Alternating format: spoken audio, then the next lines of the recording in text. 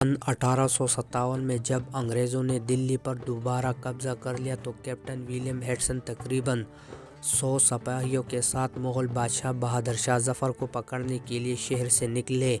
جب کیپٹن ہیڈسن نے ہمایوں کے مقبرے کا رخ کیا تو اس وقت تک دلی کی سڑکوں پر موجود کسی بھی باغی ان پر گولی نہیں چلائی۔ ولیم ہیڈسن کو یقیناً اس بات کی فکر تھی کہ ہمایوں کے مقبرے کے آس پاس موجود لوگ ان کے ساتھ کیا سلوک کریں گے، اس لیے انہوں نے پہلے ہی خود کو قبر کے قریب موجود کھنڈرات میں چھپا لیا۔ ہیڈسن نے مزار کے مرکزی دروازے سے ملکہ زینت کے محل سے ملاقات کرنے اور شہنشاہ کو ہتھیار ڈالنے پر آمادہ کرنے کے لیے اپنے 2 نمائندے مولوی رجب علی اور مرزا الہی بخش بھیجے۔ بہادر شاہ ظفر نے ابھی تک ہتھیار ڈالنے کا ارادہ نہیں کیا تھا۔ 2 گھنٹے تک کچھ نہیں ہوا۔ ہیڈسن کو فکر لاحق ہو گیا اور سوچنے لگے کہ شاید ان کے آدمیوں کو مقبرے کے اندر قتل کر دیا گیا ہے، لیکن پھر ہیڈسن کے نمائندے یہ پیغام لے کر باہر آئے کہ بہادر شاہ ظفر صرف ہیڈسن کے سامنے ہتھیار ڈالیں گے، اور وہ بھی اس وقت جب ہیڈسن بذات خود جنرل آرچیبلڈ ولسن کے وعدے کو ان کے سامنے دہرائیں گے، اور وہ وعدہ یہ تھا کہ بادشاہ کی جان بخش کر دی جائے گی۔ انگریزوں کو شروع سے ہی اس بات پر الجھن تھی کہ بہادر شاہ ظفر کو کس نے اور کب جان بخشنے کا وعدہ کیا تھا۔ اس سلسلے میں گورنر جنرل کے احکامات شروع ہی واضح تھے کہ باغی چاہے کتنا ہی بڑا یا چھوٹا ہو، اگر وہ ہتھیار ڈالنا چاہے تو ان کے سامنے کوئی شرط یا حد نہیں رکھی جائے گی۔ ابتدا میں جب انگریزوں پر دلی میں داخل ہوئے تو شہنشاہ نے قلعے کے اندر اپنے محل میں رہنے کا فیصلہ کیا۔ 16 ستمبر 1857 کو خبر آئی کہ برطانوی فوج نے قلعے سے چند سو گز کے فاصلے پر باغیوں کے اڈے پر قبضہ کر لیا، اور وہ قلعے میں صرف اس لیے داخل نہیں ہو رہے کہ ان کے پاس فوجیوں کی تعداد کم ہے۔ 19 دسمبر کو بادشاہ نے اپنے پورے خاندان اور عملے کے ساتھ محل چھوڑنے اور اجمیر گیٹ کے راستے پرانے قلعے میں جانے کا فیصلہ کیا۔ 20 ستمبر کو انگریزوں کو خفیہ طور پر اطلاع ملی کہ بادشاہ بہادر شاہ ظفر پرانے قلعے سے نکل کر ہمایوں کے مقبرے پہنچ گئے ہیں۔ امرپال سنگھ سے پوچھا کہ ایک طرف تو انگریز باغیوں کو بے رحمی سے پھانسی دے رہے تھے، لیکن وہ بادشاہ ظفر کی جان بخشنے کے لیے کیوں تیار تھے؟ اس پر انہوں نے جواب دیا کہ ایک تو بہادر شاہ بہت بوڑھے تھے اور وہ اس بغاوت کے برائے نام رہنما تھے، دوسرے انگریز دلی میں دوبارہ داخل ہونے میں کامیاب ہو گئے تھے، لیکن شمالی ہند کے دیگر حصوں میں ابھی تک لڑائی جاری رہی تھی، اور انگریزوں کو خوف تھا کہ اگر بادشاہ مارا گیا تو شاید باغیوں کی جذبات بھڑک اٹھے۔ چنانچہ ولسن نے اتفاق کیا کہ اگر بادشاہ ہتھیار ڈال دے تو ان کی جان بخش جا سکتی ہے۔ ملکہ زینت محل ہمایوں کے مقبرے سے سب سے پہلے باہر آئی تھی، اس کے بعد بادشاہ بہادر شاہ ظفر پلکی میں سوار نکلے تھے۔ ہیڈسن نے آگے بڑھ کر بادشاہ سے ہتھیار ڈالنے کے لیے کہا۔ بادشاہ ظفر نے اس سے پوچھا، کیا آپ ہی ہیڈسن بہادر ہو؟ کیا آپ مجھ سے کیے گئے وعدے کو میرے سامنے دہرائیں گے؟ کیپٹن ہیڈسن نے جواب دیا کہ ہاں سرکار، آپ کو یہ بتاتے ہوئے بہت خوشی محسوس کر رہی ہیں کہ اگر آپ ہتھیار ڈالتے ہیں تو آپ کی زینت محل اور ان کے بیٹے کی جان بخش دی جائے گی، لیکن اگر آپ کو بچانے کی کوشش کی گئی تو میں اس جگہ کتے کی طرح آپ کو گولی مار دوں گا۔ پھر بوڑھے بادشاہ نے اپنے ہتھیار ہیڈسن کے حوالے کیے، جو انہوں نے اپنے اردلی کے حوالے کر دیے۔ شہر میں داخل ہونے کے بعد بادشاہ ظفر کو سب سے پہلے بیگم سمرو کے گھر میں رکھا گیا، اور MH بٹلن کے 50 سپاہیوں کو ان کی نگرانی کے لیے منتخب کیا گیا۔ کیپٹن چارلس گرفٹ ان افسران میں شامل تھے جنہوں نے بہادر شاہ ظفر کی نگرانی کی ذمہ داری دی گئی تھی۔ مغل خاندان کا آخری نمائندہ برآمد میں ایک سادہ چارپائی پر رکھے گدے پر الٹی پلٹی مارتے بیٹھا تھا۔ ان کی شکل و صورت میں کوئی عظمت والی بات نہیں تھی، سوائے ان کی سفید داڑھی کے جو کمربند تک پہنچ رہی تھی۔ درمیانے قد کے بادشاہ اپنی عمر کے 80 سال گزر چکے تھے۔ وہ سفید لباس پہنے ہوئے تھے اور اسے کپڑے کی پگڑی سر پر تھی۔ ان کے پیچھے 2 نوکر مور کے پنکھوں سے بنے پنکھے سے ہوا کر رہی تھی۔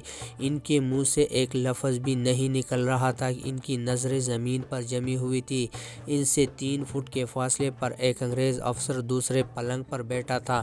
اس کے دونوں طرف 2 انگریز سپاہی سنگوں کے ساتھ کھڑے تھے۔ افسر کی ہدایت تھی کہ اگر شہنشاہ کو بچانے کی کوشش کی جائے تو وہ شہنشاہ کو وہی اپنے ہاتھوں سے گولی مار دے۔ دوسری طرف بادشاہ کے پکڑ جانے کے ایک دن بعد یعنی 22 ستمبر تک جنرل اٹیل ولسن یہ فیصلہ نہیں کر سکے کہ زندہ بچ جانے والے شہزادوں کے ساتھ کیا کیا جائے جو ابھی تک ہمایوں کے مقبرے کے اندر موجود تھے۔ کیپٹن ہیڈسن کا خیال تھا کہ فرار ہونے کی کوشش کرنے سے پہلے انہیں حراست میں لیا جانا چاہیے۔ ان شہزادوں میں باغی فوج کی سربراہ مرزا مغل، مرزا حضرت سلیمان اور مرزا مغل کے بیٹے مرزا ابوبکر شامل تھے۔ جنرل ولسن کی رضامندی سے ہیڈسن نے ان کی گرفتاری کے لیے 100 فوجیوں پر مشتمل ایک دستہ تشکیل دیا جس کی مدد لیفٹیننٹ میک ڈوول نے کی۔ یہ پوری ٹیم گھوڑوں پر آہستہ آہستہ چلتی ہوئی ہمایوں کے مقبرے کی طرف روانہ ہوئی۔ ہیڈسن نے شاہی خاندان کے ایک فرد یعنی بادشاہ کے بھتیجے کو اپنے ساتھ لے کر جانے کی تدابیر کی تھی۔ ان سے وعدہ کیا گیا تھا کہ اگر وہ ان کی نمائندگی کے طور پر کام کریں گے اور شہزادوں کو ہتھیار ڈالنے پر آمادہ کریں گے تو ان کی جان بخش دی جائے گی۔ انہیں شہزادوں کی شناخت کا کام بھی دیا گیا تھا کیونکہ ہیڈسن خود کسی شہزادے کو کسی نہیں پہچانتے تھے۔ ہیڈسن مقبرے سے آدھا میل پہلے رک گئے۔ انہوں نے بادشاہ کو بھتیجے اور اپنے سربراہ خفیہ افسر رجب علی کو شہزادوں کے پاس یہ پیغام دے کر بھیجا کہ وہ غیر مشروط طور پر ہتھیار ڈال دیں ورنہ نتائج بھگتنے کے لیے تیار رہیں۔ ان کی نمائندوں کو شہزادوں کو ہتھیار ڈالنے پر آمادہ کرنے کے لیے کافی جدوجہد کرنی پڑی۔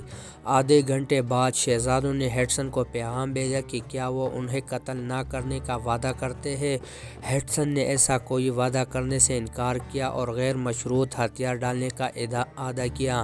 اس کے بعد ہیڈسن نے شہزادوں کو ان کے پاس لانے کے لیے 10 سپاہیوں کی ایک ٹیم بھیجی۔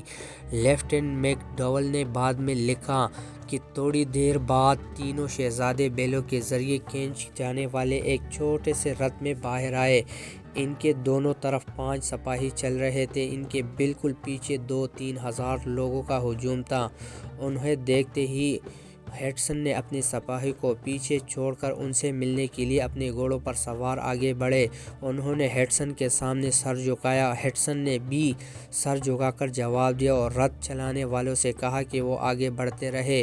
ہجوم نے بھی ان کے پیچھے آنے کی کوشش کی لیکن ہیڈسن نے ہاتھ دکھا کر انہیں روک دیا۔